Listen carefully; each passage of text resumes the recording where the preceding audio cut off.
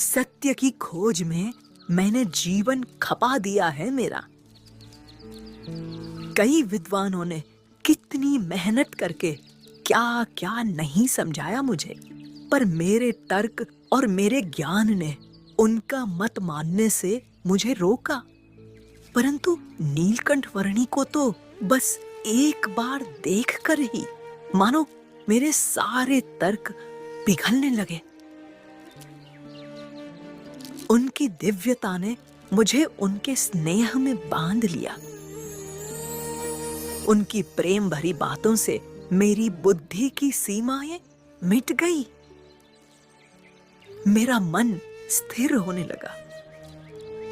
मेरे ज्ञानी मस्तिष्क में भक्ति के बीज फूटे और मुझे सच्चा ज्ञान होने लगा कि परमात्मा साकार होते हैं। और मेरे अंतर्मन ने मान ही लिया कि वह परमात्मा तो इन नीलकंठ वर्णी के रूप में मुझे साक्षात मिले हैं। अब इनकी सेवा से अधिक मेरे लिए और कुछ भी नहीं है।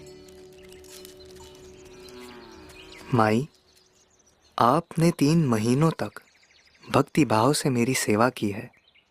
उसके फल स्वरूप आप कुछ वरदान मांग लीजिए।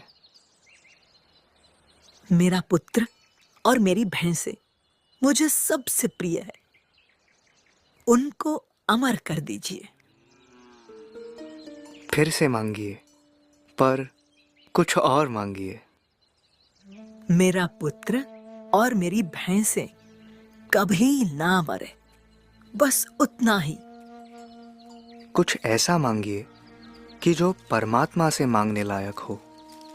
मेरा पुत्र और मेरी भैंसें कभी ना मरे, उतना ही।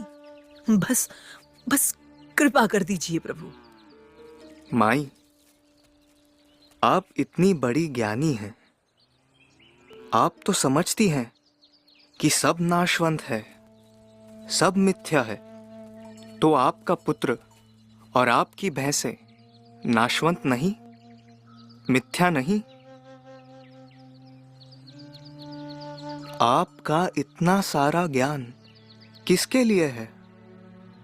मात्र लोगों को कहने के लिए, या ज्ञानी पंडितों के साथ वाद विवाद करने के लिए?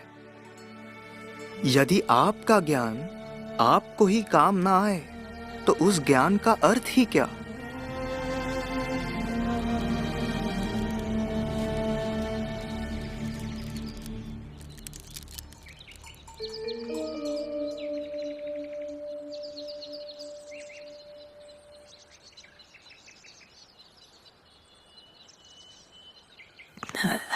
सही कह रहे हैं आप।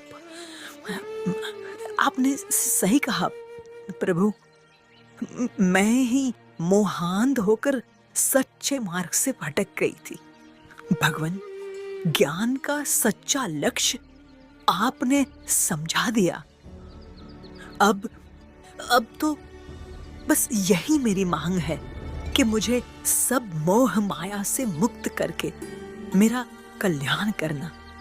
नीलकंठ वर्णी, मेरा कल्याण करना प्रभु। अब आप समझ गई माई। तथास्तु। धन्यवाद प्रभु, धन्यवाद। नीलकंठ वर्णी की